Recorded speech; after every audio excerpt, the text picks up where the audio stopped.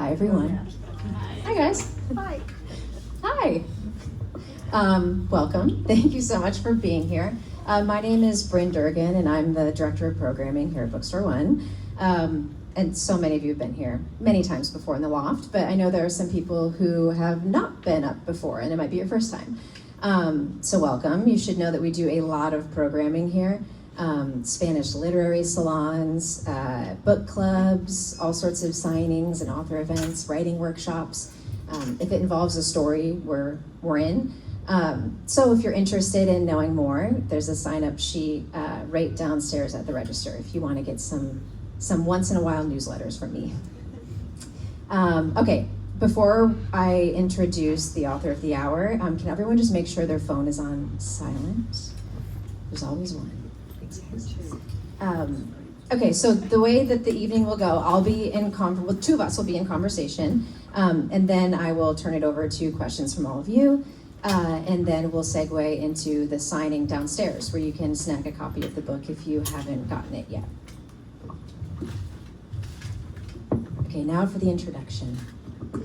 He grew up in the Hudson Valley and graduated with a BA from Swarthmore College before completing another degree at the University of Oxford.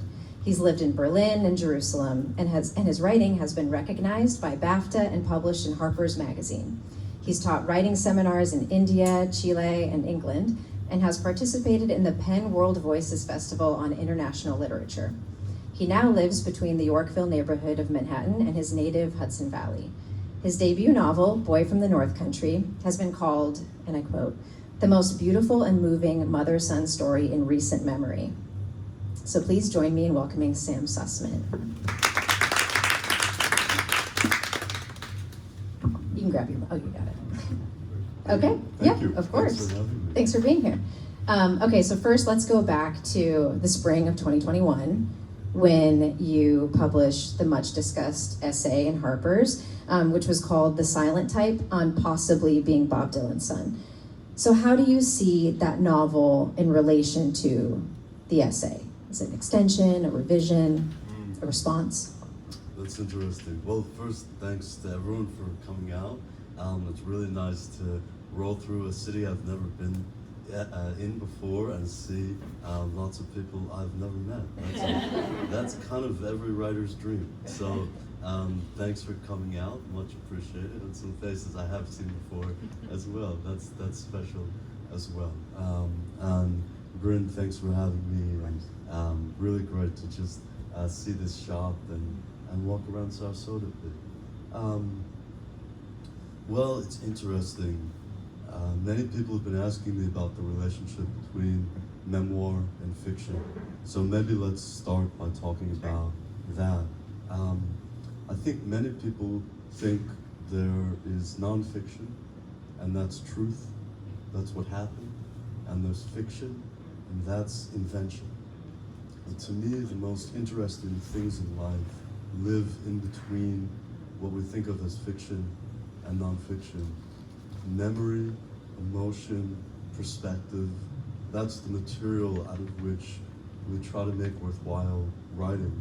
And all of those things are somewhere in between nonfiction and fiction. I think when people say, "I've written a memoir," it's the story of my life. And it offers the notion of some kind of complete objectivity. It's truth, it's nonfiction. To me, that's the greatest fiction. When someone says, "I've written a novel," it's a portrait of my life. It's not everything. Books are wonderful, but you can't put a whole life into a book. Right? So to me, sort of acknowledging that fiction, it's a little more like a painting than a photograph. It's trying to capture something about the emotional truth of what you've experienced, but it's relinquishing a claim to totality. To me, that's how I experience the world. So the relationship between the memoir essay and the novel, I don't know, I guess they're sort of friendly cousins. But they're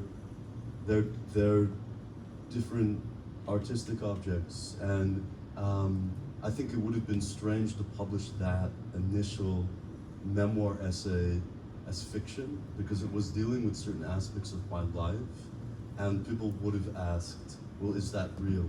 Right. But then once I published it, I didn't want to dwell on that facticity. I wanted to focus on the emotional truth of the story.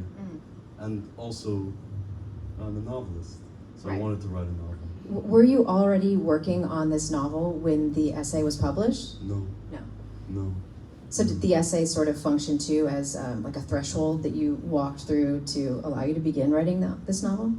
I think so, but I didn't know that. I didn't know that about myself. I was writing other fiction at that point, and I thought, well, this will help me bring that fiction into the world. But then, once I published that Harbors piece, I realized, actually, I'm sort of, this other fiction is evading the more important story that I've been trying to tell.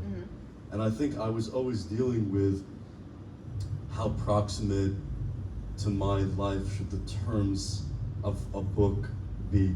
And Jonathan Franzen has this great quote I love. He says, "Nothing was ever more autobiographical than Kafka's Metamorphosis."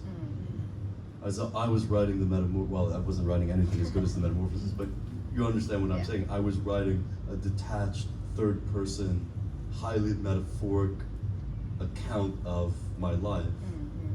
And the more I wrote and failed to write that novel, the more I realized I need to drop some of my guard and write something that's slightly more naked.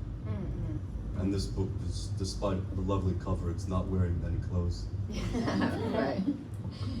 Can you tell us something in the book that is factually untrue but feels much more true than the reality? Yeah, with great pleasure, yeah. That's a great question. I've had so many interviews where people proceed as if every detail is true.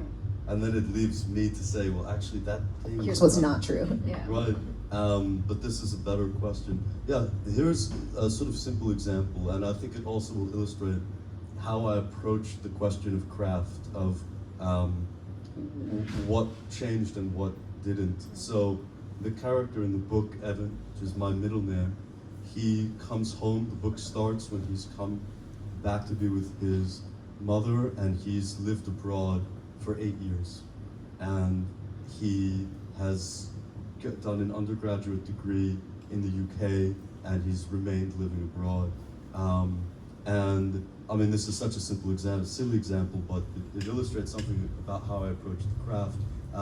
So that's not my experience. I lived abroad about 4 or 5 of those years, but I had gone to college in part in the States, and I went to grad school abroad, but I wanted to dramatize that experience of having been far from home and then returning. And so all sorts of things like that, I gave myself liberty to alter, because the emotional truth between these characters is that the son, Evan, really has not been home in many, many years. Right, and I think too, anyone who, or some readers who may have learned of you through that essay would be maybe surprised by how much of a mother-son story this is. And I think that the sections of the book from June's perspective are especially striking. June is the mother, for those who haven't read the book yet. And I'm wondering what, especially knowing, you know, how memoir-esque this is, what it took to write from her perspective and how that differed from writing from Evan's perspective. Yeah, well, that's another reason I wanted to write a novel, which is that about a third of the book is from June's vantage point, right? And when someone tells you a story of their life, they don't give you all the novelistic details, right? They give you the broad strokes of the story. And my mom spoke a great deal about this period of her life that I'm writing about. And she's this young actress and painter in bohemian mid-1970s New York. But then you go to write a book and you have to give the daily details. And so part of that was the way that any novelist writes a book, is that you imagine yourself into that character, which for me was a wonderful experience, because I'm imagining I knew a great deal about my mother's life when she was in her 20s, but now I'm imagining all of these particular daily details, and that was wonderful for me. It made me feel closer to her. And what kind of responsibility did you feel toward your mom around that, around what to include, what to leave out? Oh, I mean, I felt the greatest personal challenge I had in writing the book was feeling that here I am writing a book about the person who raised me, the person who I felt closest to in my life, and many people will read the book and have never met her. And you know, even if you are Proust or Knausgaard, you can't fit a whole person into a book. So how am I going to take everything I admired about my mother and put her into a character? But I wanted to capture her spirit, even if I couldn't capture everything in her life. And I also wanted to capture, I knew that I was going to write very honestly about difficult things that she had been through. So much of this book is about how people respond to the most emotionally difficult experiences that we have in life. And for me, so much of this book came out of the experience of being with my mother at the end of her life and wanting to write about that grief and that love, and also in that difficult period of my life, drawing on the way that she faced difficulty. And so in order to do that, I have to write about the difficulty. So those were some of the ways that I approached writing about her life. And I wonder how this process changed your relationship to your own story, whether you see it differently now after examining it. Yeah, well, this is a story that's so much about how we choose to tell the story of our lives. And at the beginning of the book, Evan says, he's been trying to write this novel drawn from his life, and he says, I've never known how to tell my story, not even to myself. And what he's trying to learn through the book, especially as he spends this time with his mother, he's come home, his life is on pause, he's thinking about all sorts of things in different ways, and part of what he's learning from her is how to understand the freedom that he has to define his own life in his own way.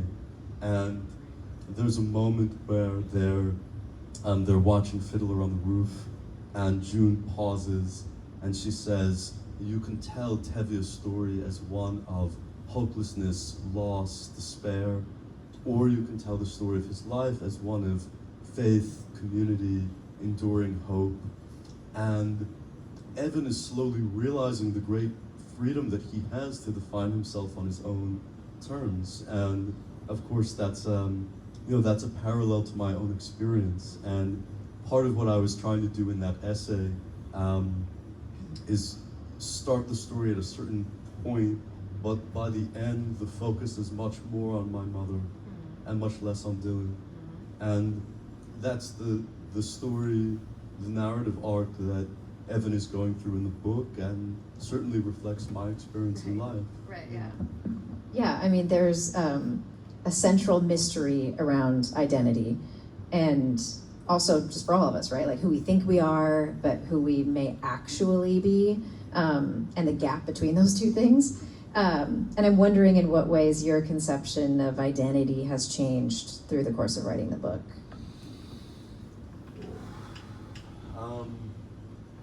Well, I think we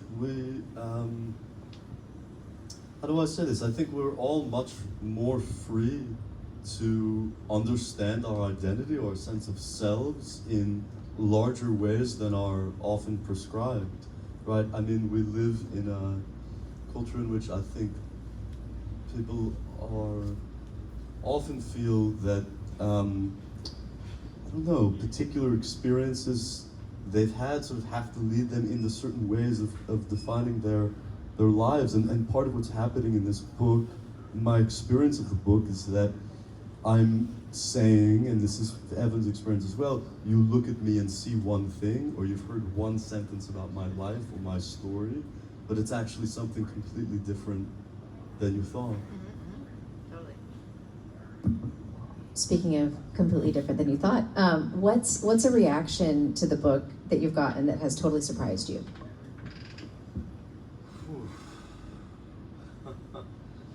So many reactions this last month. I mean, I think here's the most interesting thing to me. So the book came out in September. I've been on tour basically since then, and the extent to which people have shared from their own lives in response to the book, that to me is extraordinary. And I think we live in this age of sort of digital disclosure. Everyone is sharing all the time online, but the fact that a book is still this bridge between the inner life of a writer and reader, that to me is extraordinary. Yeah, I mean, I can see why this book would touch so many people. There are so many universal truths within it, and very human experiences. I wonder, what were you reading while you were writing the book, and did any of that sneak into the book? I hope so, because I was reading writers who are much better than me, which is what we should all be doing. The three writers I thought about the most were Marcel Proust. I think In Search of Lost Time, to me just the greatest novel ever written. Talk about pressure, though. That's right here. Well, there's a page where a few pages dedicated to Evan reading Proust for the first time, and he says, if I can just write one sentence of that beauty, I'll be satisfied. So I think it's the only healthy approach to take. And I thought a lot about Knausgaard, the My Struggle books, because it's the boldest attempt to transform life into literature, and it's the boldest attempt to fit an entire life into a book. And because so much of it is taken right from his life, it raises really interesting questions about what fiction is. And I thought about Amos Oz. I think A Tale of Love and Darkness, which, if you haven't read it, it's a book that Oz's mother died when he was 12. And he wrote this book in his early 60s. And so he looks at her, the book sort of revolves around her life. It's always from his vantage point. He sees her as a child looking up to her as a mother. He sees her as a young man who feels abandoned by her death. He sees her when he's the age that she was when she died, almost looking at her as a peer. And he sees her, he writes the book when he's old enough to have been her father at the age that she died. I think it's the most extraordinary book written by a child about a parent. And when I was really stuck with this, I would call my best friend and we would read passages of A Tale of Love and Darkness aloud. And you recorded the audiobook I did. yourself. Yeah. So I definitely want to hear. I've heard from other authors who have done that, and about their experience of discovering something new about the text that they wrote just through the process of reading it aloud over and over again. Did you go through something like that? I did. It was so humbling to read the audiobook. And then just a great act of arrogance for me to think I wrote this book so I can read it. You can write an accent and not think twice about it, or you can imagine what it sounds like in your head. But then if you actually have to perform that accent on an audiobook, it's a completely different experience. So, you know, there are characters like Norman Rabin and Stella Adler who are sort of fixtures of this 1970s bohemian arts world that June inhabits. And they're both grew up in Yiddish-speaking households. They're both born in the early 1900s. And they have completely different accents. Stella Adler had an absolutely invented transatlantic, like BBC accent. Norman Rabin had a really thick Yiddish accent. There's a character who's based on my grandmother, who was this like old, tough Brooklyn Jew. I had to do her accent. So it was really, it was humbling. I mean, you realize how a novel, it's just a different piece of art than the audiobook, right? In the way that the script of a play is different than perform the play. Right, just like the experience of listening to an audiobook is uniquely different from, reading the text. Hearing about those accents makes me want to check out the audiobook now. Is there a structural decision that you made that a reader, of course, wouldn't know about, but that you feel really the book wouldn't work without it? It's interesting. These are good questions. Questions I haven't been asked before. Structure. I don't know. Yeah, I don't know. I think certain things were apparent to me about the structure. Life gave me a lot of the structure, right? So the hospital where my mother did chemotherapy just happens to be in the neighborhood of New York where she lived in her 20s. So when we would drive to that hospital, it's sort of, we would ease into this conversation about that part of her life.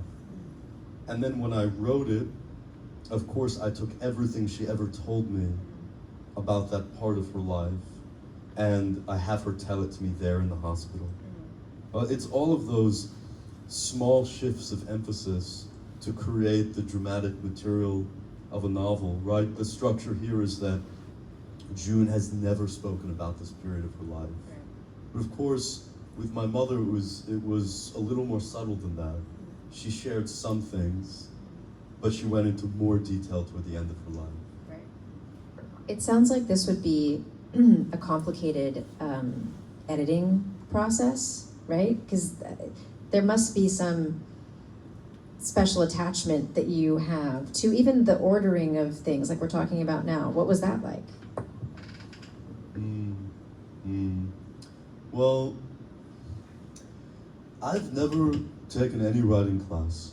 I studied literature as an undergrad. I've learned from reading. I don't think that much. I think I try to have an intuitive feel about what works and doesn't work. But I didn't try to think in terms of this structure or that structure.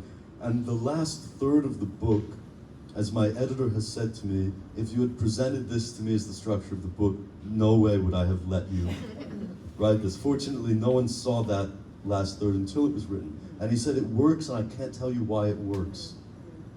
But that's an example that for me, I want to be intuitive and emotional and feel what works in a story or what doesn't work, but I'm never thinking in these abstract ways. Right.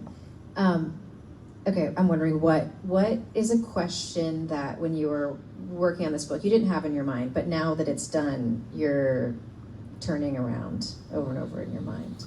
Like, what are you thinking about now, trying to figure out?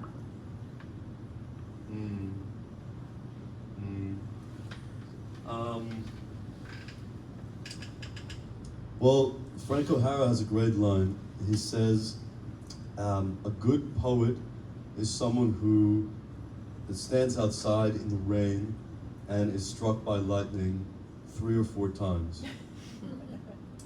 A great poet spends his life in the rain and is struck by lightning 5 or 6 times. So I know how long it took me to write a book that I feel is worthwhile. And I guess I'm just wondering how much more rain I'll have to sit in before I write another book. Probably a lot. Yeah, probably a lot. I know. Which is, rain's good. We get a lot of it here. If it's warm. Yeah. Okay, what questions does anyone have from the audience? Go ahead. Can you tell me the 3 books that you were reading again? Because I missed it. I got Proust and A Tale of Love and Darkness. Is that correct? Yeah. What were the 3? And the third is My Struggle by Karl Ove Knausgaard. And he's got a new book coming out this month. He does. He does. Available here at Bookstore. Thank you. What other questions? Can you read? Are you going to read? Yeah. Do you want to? I would love to. Yeah. And orient us a little bit what you're going to read.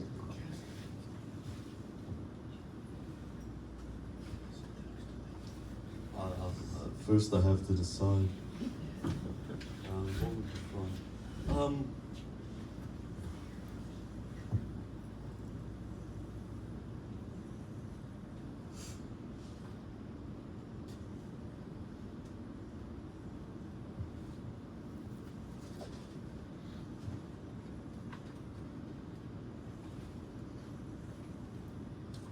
Okay, I'll just read from the end.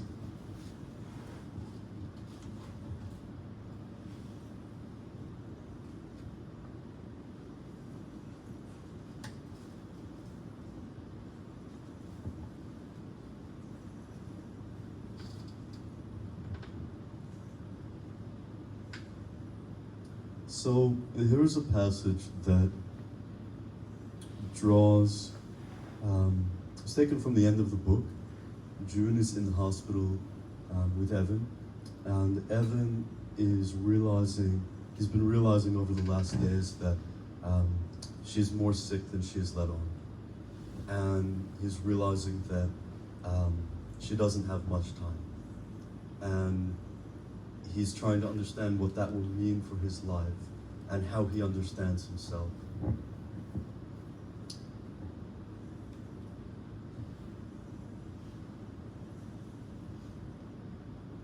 Her eyes were closed. I dripped the tincture toward her tongue, and my hand shook and the liquid ran along her chin. I wiped the tincture from her skin and felt myself nearing the precipice that from now on would shape my life. From the moment I left the hospital, my life was going to be divided into the time my mother was alive and the time she was not. The first era contained everything I knew about the person I was: the farmhouse in Goshen, the chickens whose eggs we had collected on those mornings we walked together up the hill, the days I lay in the sheep pen with my mouth open and a book held to the sky, the experience of arriving eager and naive at Oxford, the wandering years in Berlin, Jerusalem, and London, the tireless writing by which I had tried and failed to make sense of my life, the night my mother called me to ask me to come home. I knew this variation of myself standing by the hospital window in the evening darkness. My mother knew him too. But within me was another self. This person would emerge in time from the constellation of half-formed characteristics within me. He would marry, become a parent, succeed or fail at his chosen path, gain and lose weight, grow and banish facial hair, age and die. His thoughts would be different from mine. I looked at my mother's closed eyes, her skin loose above her sunken cheekbones, and understood that she would never meet this man within me. The parts of myself that were incomplete were mine to finish now. I would remember her. I would tell stories about her. Is this how the whole human condition continues? One incomplete mutation at a time? But there would be no alternative to memory and to story. The only way to live would be to tell. It was only through recollection that I would be able to recreate the intimacy I felt now in these fleeting hours, when I could still press my hand to her gaunt cheek or place my fingers in hers and feel myself involuntarily absorbed by the rush of memory, conjured by the touch of my skin against hers.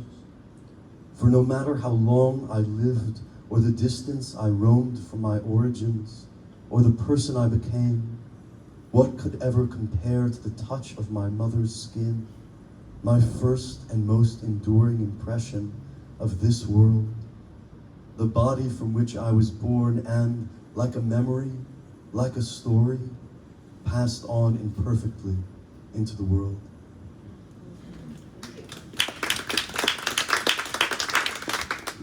Yeah, thank you for reading that. Question? questions. Sorry. It's hard to segue from something so powerful and personal. Go ahead, Melissa. This paragraph is perfect to ask after that. I'm really interested in how place factors into a book, and not just how the characters are moving through the place, but how the place is moving through the characters. And so a title like Boy from the North Country, I'm curious like how you thought about that. Like that, I think that was a great illustration, kind of how the hospital and the whole scene there is working within Evan. And so I'm just curious, like overall, like how do you conceptualize that? Yeah, thank you. That's a wonderful question. I really wanted this book to take everything I love about the landscape I grew up in. And I grew up in these very particular circumstances, and we lived, a couple acres in the woods, very pastoral. We had farm animals. My mom somehow kept the internet from me till I was like 12. I don't know how she did it. We had a TV, but it wasn't connected to anything, so we'd watch like 1 or 2 films a month, and really no screens. And so the world that I grew up in was just filled with this natural beauty and this focus on creativity and I mean all the best things in life, intimacy, our relationship, spending time together. So I wanted to take, the pine trees of that landscape, the mountains, the hills, and I wanted to lift it out of the book, out of the landscape, and put it into the book. And there's also something about the way that we see or don't see the place that we're from. I mean, much like Evan, by the time I was a teenager, I wanted to get as far away from upstate New York as I could. And it felt small and stifling. And then only in returning did I start seeing, when I was in my 20s, when I was in my early 20s, I thought, okay, what's interesting or different about me is that I've spent these years living abroad, right? That's me. But then as time went on, I realized, no, that's completely cliche, right? Spending a few years abroad in your 20s, what's interesting or different about my life experience is coming from that landscape and then going back to it. And so much of this book was written in that house. And, I think about Chagall. Chagall is an artist who means a lot to me, and he's in the background of the book. And Chagall grew up in this small town, Vitebsk, in what's now Belarus, and desperately wanted to get out, wanted to become a painter. By the time he's 20, he's living in Paris, he's exhibiting with Braque and Picasso. But what is it that he paints? What is it that is his first significant work? It's the Fiddler on the Roof. It's the images, the paintings of the small town that he's tried to get away from, right? That's the genius of Chagall, is that he's wedding the school of Paris modernism stylistically with this old world subject matter. But he can only paint Vitebsk through the lens of having left, through the lens of Paris. And so for me, I'm trying to paint the place that I'm from, but it's only because I left that I'm able to see it in a different way.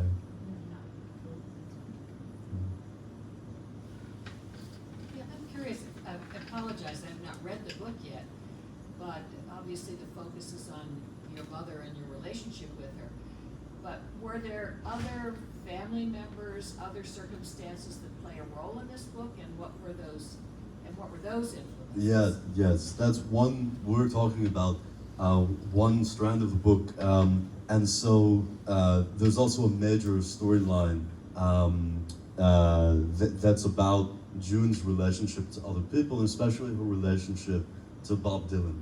And sort of much of the story is about her gradually opening up to Evan about their relationship. And that third of the book, which is told from June's point of view, it's recounting her life in her 20s in New York, and it's centered on her relationship to Dylan. So that's another thing that I think has brought people to the book and drawn them in. And that's sort of a different world and a different storyline within the book, but I'll tell that story because its themes are deeply interwoven.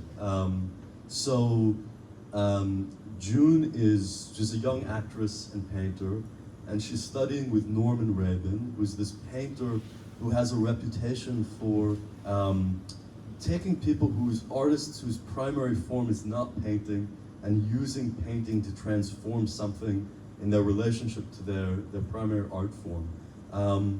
So one day in the spring of 1974, Dylan walks into this class. And so this part of the book is drawn from my mother's experience with Dylan and things I've written about in nonfiction form. And so Dylan comes into this class because he's at this absolute moment of creative crisis. He's 33, he feels he hasn't written anything worthwhile since the first half of his 20s, since Blonde on Blonde. And he's heard that Rabin has this great reputation. Rabin, fascinating character in his own right, youngest child of Sholem Aleichem, a whole story there. So Dylan walks into the class, and Rabin has a practice where everyone goes around and critiques each other's work. And when it's Dylan's first turn, people are just sort of flattering him. They're saying, your canvas looks like your lyrics sound, that sort of thing. And when it comes to June, she says, your composition is off, your color scheme doesn't work, this painting, it just doesn't work at all. And Dylan loves this. He loves that someone is speaking to him in real terms, is not just treating him as a celebrity, but is really responding to him as an artist who hasn't come to this class to be revered, but has come because he's in a real moment of crisis.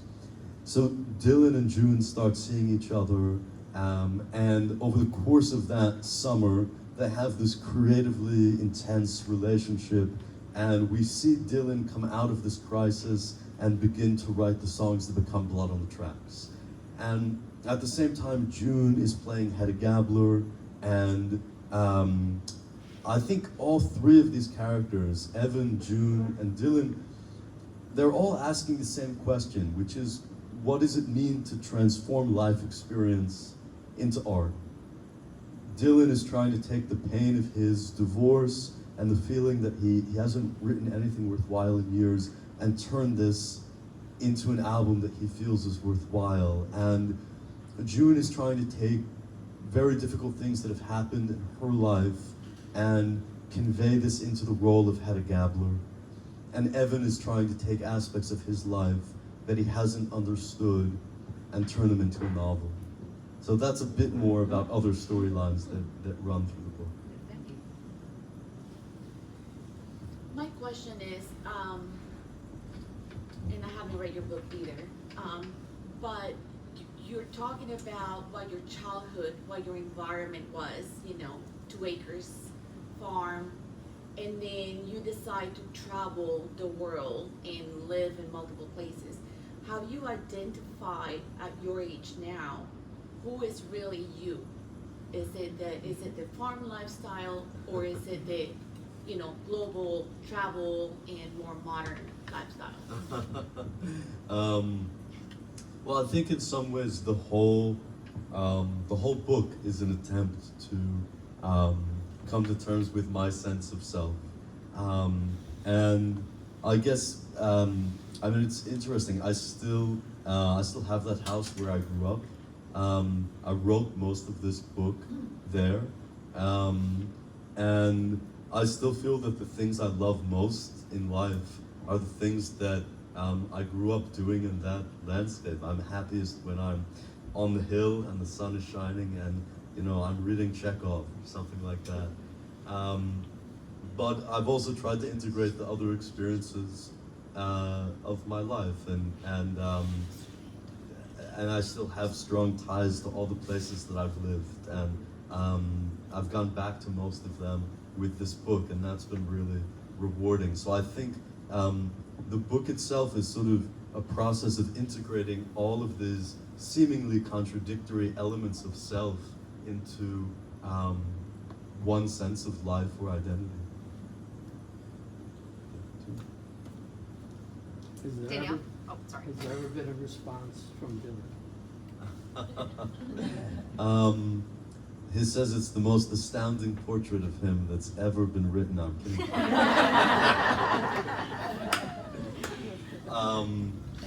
When it went through when I wrote the nonfiction essay, we had to run the piece past, his team, and Harper's Magazine was pretty nervous about that because, on legal grounds, it would have been easy for his people to create an issue or prevent the publication, and they said, send us the piece, send us a photograph of the woman that's described, send us a photograph of the son that's described, and then we just got back not long afterwards, no comment, proceed. And that was it. And I don't expect a creative response. But yeah, that was an interesting response. We've been talking this whole time, right, about the themes, family, connection to parents, sense of self, and place and home. Do you feel like after this novel you have really gotten what you wanted out of exploring those themes? And if not, do you find that you are going to continue on exploring those in future works, or is there something else that you're interested in exploring? Yeah, I think all of those themes are still ongoing, and there's no sort of static resolution to all of those questions. So I think the work of writing is to keep interrogating those questions as time goes on. And in terms of what I'm writing next, when I finished this book, I thought, okay, I've kind of screwed myself here, because I've taken all of these major themes of life, identity, family, origins, death, and I put them into one book. And it's going to be hard to write something that feels as significant. And I struggled with that for a while, thinking, what would that be? And then I started thinking more in terms of, what would my mother think about where the book leaves Evan and what's unresolved in his life. And I think what's unresolved in Evan's life is really a question of love. That his mother has had these complicated relationships with many different men.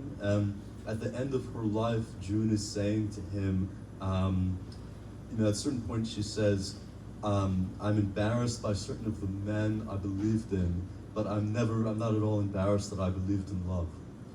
And she knows that she doesn't have that much time, and one of the things that she wants to emphasize to him while she's still alive is that he should, that just because she hasn't found the sort of relationship she was after doesn't mean that he can't. So I think what I'm working on now, will find Evan sort of having inherited this open question, and trying to find his own way towards love in his life. How old was your mother when she passed away? She was 63. And how old were you at that time? 26. I'm curious, for people who knew her, I'm sure we had many people who knew her and loved her. After you wrote the book, what was the general consensus from your friends, family? Did it bring you guys closer? Did they feel like it was a great representation of her? Yeah. Right, that could be fraught. Yeah. I've received so many wonderful notes from people who knew her, and just said such wonderful things about the book. And my mother was a holistic health practitioner, so she, what we would now describe as sort of wellness culture, and she had training in psychology and also, everything from meditation to nutrition. And so she worked with people sort of like similar to a therapist, but with some added dimensions of health and wellness. And that meant that she had really intimate relationships with a lot of people who came to see her, for years and years. And so hearing from many of those people who saw her reflected, her kindness, her spirit reflected in the book, that's meant a lot to me. And also hearing from those people, you know, those weren't necessarily relationships where she was going to share everything difficult she had been through in her life, right? It was really about the other person.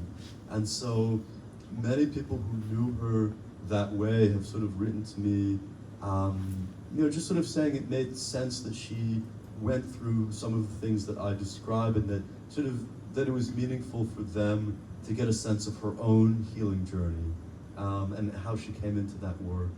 So that, yeah, that's been very powerful. Any other questions? Go ahead. I was 25 when my mom passed away and she was 59. 6 months later, I found out I was adopted, and it changed my understanding of who I was significantly. Did you go through anything similar? Well, I'm sorry you lost your mom at such a young age. The short answer is yes, and a lot of that is in the book, but I think what I came to feeling is that for everything that I knew or didn't know about her or our relationship, I knew what was most important, which was the love between us, and that as sort of the centerpiece of the story as I've chosen to understand it. But that's the very short answer. Okay, well, thank you so much for answering so many questions and sharing this with all of us. So we can segue now into the signing. So if anybody hasn't yet gotten the book and would like to, it's right downstairs. And then Sam will go downstairs, and the signing will be right at the counter. But yeah, let's give him a round of applause. So.